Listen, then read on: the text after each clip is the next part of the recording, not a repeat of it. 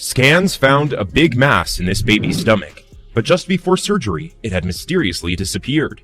The just-got-home jitters strike just about every mother and father bringing a baby back from hospital for the first time. The parents can barely sleep, wondering if the newborn is okay and if it will cry.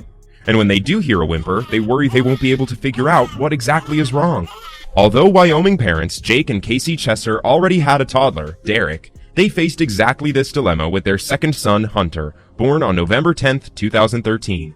Back at the family home in the small town of Casey in the Northwest Mountain State, their 2-day-old baby just didn't seem to have an appetite, much to Mom and Dad's alarm.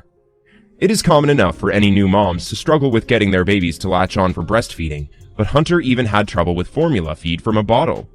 He couldn't hold anything down from the first time we tried to feed him, she told religious television company the Christian Broadcasting Network. He could only eat about a half ounce of formula at a time, instead of the normal 2 ounces, Casey said. Any more than that, and he would spit everything back up. He had another interesting symptom on top of that. Any pressure on his stomach would make him spit back up, she added. Casey, along with her highway patrolman husband Jake, decided Hunter had to see their doctor. After hearing about Hunter's distressing symptoms, the doctor wasted no time in ordering x-rays to take a look at the interior of the newborn's stomach. What the x-ray pictures revealed in the baby's abdomen was shocking and heart-rending. There was just a mass that took up about 2/3 of his stomach, Jake told the Christian Broadcasting Network. They actually showed us where it was, and you could feel it. The father was horrified to be able to feel the growth in his son's tiny abdomen for himself. He said it was probably the most heartbreaking part of it, actually being able to feel the mass in his stomach that's not letting him eat. The doctor barely gave Jake any time to process his heartbreak. The medic knew the mass was life-threatening for the newborn, and that action was imperative. The doctors told the Chessers that tiny Hunter would need to undergo treatment immediately in order to save his life.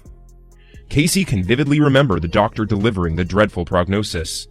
Speaking to the Christian Broadcasting Network, she recalled him saying, "Hunter cannot live with this mass, and we need to send him to Denver, Colorado to take it out, because he can't eat enough to live with it." The new parents were understandably overcome with emotion when they heard how sick Hunter was. "I remember both my wife and I were just very scared, very worried," Jake said. Casey agreed. "I was blown away," she said. "You don't expect to see that in your baby that's 2 days old."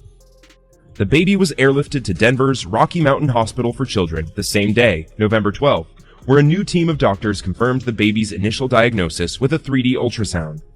On hearing the news, Jake and Casey realized they were at the start of a very long road to their son's recovery. Jake had to make the 5.5-hour car journey to Denver from Wyoming himself. He said, "The best prognosis we were looking at was Hunter leaving in 2 months, but we thought that we should probably plan for him to be there for at least 6 months." Mother and son settled into their hospital room the night before Hunter's surgery, with the parents now resigned to the fact that they could be at the facility for quite some time. As any mother would, Casey tried again to feed her young son, despite his prognosis and impending procedure. This time, however, something was different.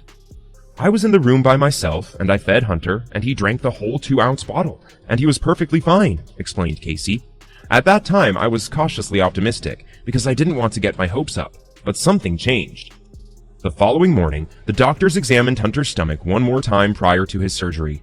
After the scheduled MRI, one of the doctors approached Casey with a strange look on her face, which scared me to death, the young mom recalled to the Christian Broadcasting Network.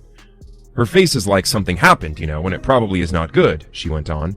But the doctor came in and she said, "Okay, I have news for you." She said, "We just got done with the MRI, and I don't know what they saw, but it's not there now." The mass, once blocking the majority of the tiny baby's stomach, had completely disappeared. According to the Christian Broadcasting Network, Hunter's medical record confirms the story.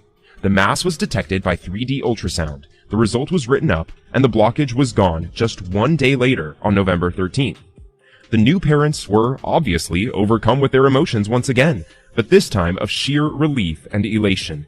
"I remember looking at Casey, and we just broke down and both started crying," Jake said of their speechless reaction.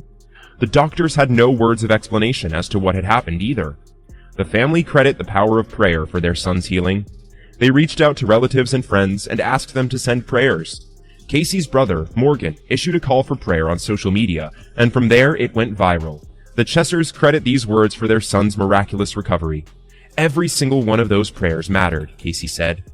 Clearly, Casey and Jake have nothing but gratitude for everyone who helped their son, as well as for all those who thought about them in their prayers. Their newborn is now a happy toddler, hanging out with older brother Derek. Hunter is just as busy as any child his age, and oblivious to his rocky start to life. Most importantly, however, he has his health, and his thankful parents know just how fortunate they all are for that fact.